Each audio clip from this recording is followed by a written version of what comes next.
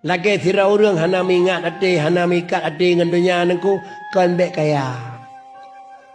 Kan baik kaya nengku. Tetapi baik tikat ate ke orangnya. Dengan bendanya hana tikat ate. Kaya boleh jadi.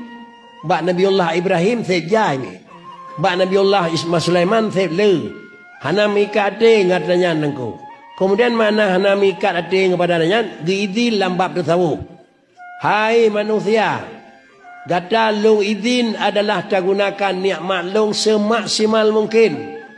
Dengan catatan gata adalah baik je gata ke nikmat long ni.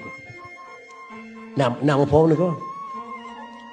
Katanya orang Jumaat, orang Mekat ni. Orang Jumaat, orang kerja kantor ni. Orang Jumaat, orang kerja apa lain ni.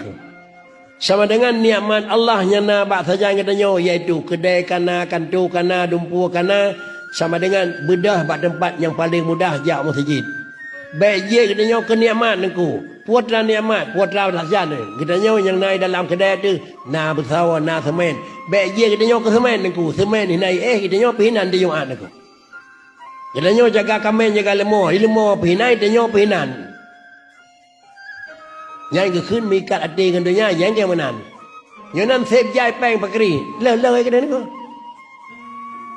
Sep le rumah god keri god katanya pun salah nengku. Karena menyokoi menanda bagot, makna sufi baik fikir sapu. Coba contoh nengku. Nyom bak musim nyom pama rumah tu tetai patah lia lagi mentang lunduan zaman nengku. Pada dia orang dia apa nengku. Han nengku. Bau jom buat yang betu alir rumah hangkau ni rok han nengku.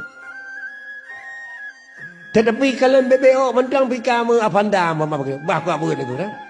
Bak pon hana pupu bah mana le. Dia kata rawai nengku. Tapi baik sampai habis umur pihina idang nengku kedai kenal.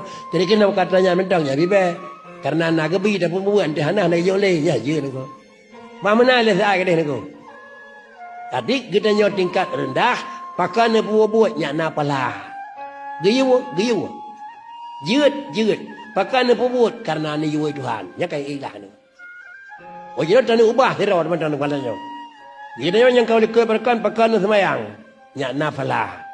Semayang maghrib, semayang isya, taruhlah payuh hotel 30 minit dah sampai tu. Dumnan ikhlas, dumnan God, dumnan 30 minit. Tapi tujuan untuk yang merempak pala. Malam tengah si ubah aku.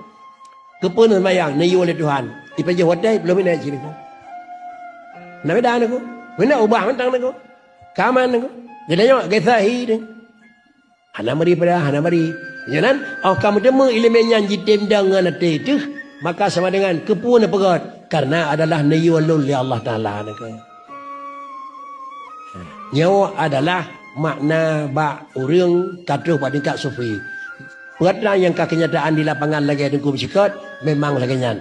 Jalan keluar di fakri itulah jalannya naka. Sawa yang kira-kira pubut lagi ya yang kamu merumpuk tulisan nubah li Tuhan sikapnya. Itu yang dia pegang. Allamallahu ilma malam ya'lam.